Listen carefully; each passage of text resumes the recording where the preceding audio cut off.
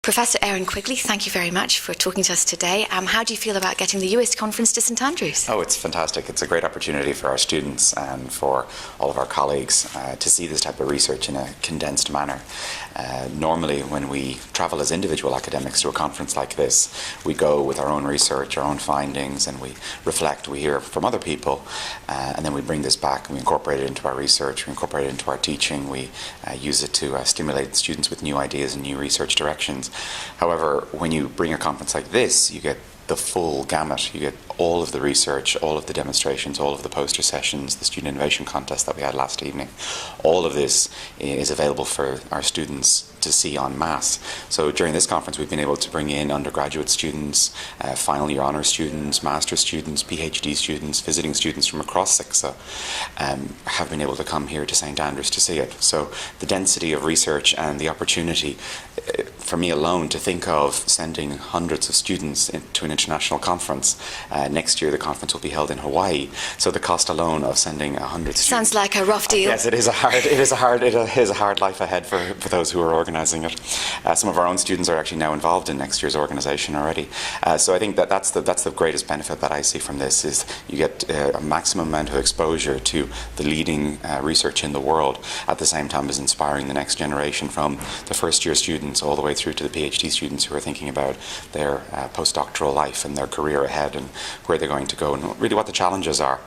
How do you think people are enjoying being in St Andrews? I think we've done a very good job, I hope, of representing not just St Andrews but Scotland. I'm actually Irish, so I take great pride in living here, and the townsfolk have been fantastic. The university have been amazing.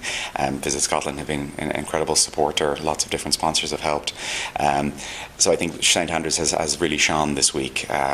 Everything from bagpipers coming in, to the organist, to the chapel, to King Creosote playing for us last night. I think people won't forget UIST 2013 and ITS 2013 here in St Andrews.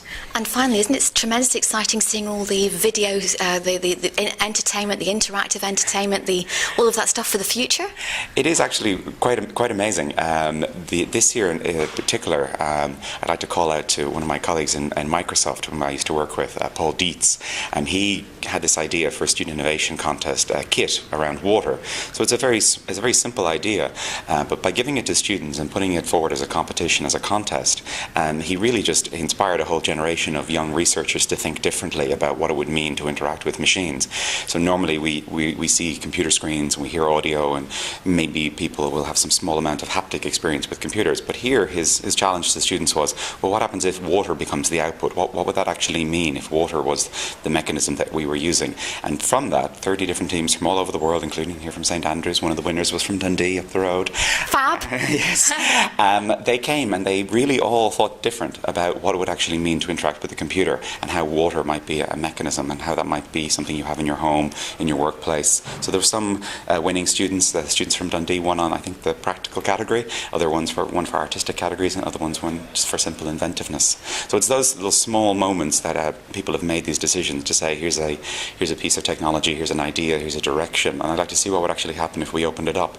And throughout the conference you see it. Just this morning we had imaginary interfaces, we had cuttable electronics, we had printable electronics, with things that will make people think differently about how humans interact with machines. So rather than being this barrier, the little pieces of plastic that we're currently interacting with, it becomes more of a natural, fluid type of interface, where the digital-physical divide really starts to break down, and we think less about the physical computer and we think more about what we're going to be doing with it, which means how we're going to be dealing with data, how we're going to be processing, really how we're going to be sort of augmenting the human intellect and augmenting the human's capacity. And that's really where the power of computing in the future lies. It's not on little devices, it's not on little boxes that you buy from the computer store. It's actually on where it helps you solve real problems in day-to-day life for the rest of your life, and for your grandchildren in the future.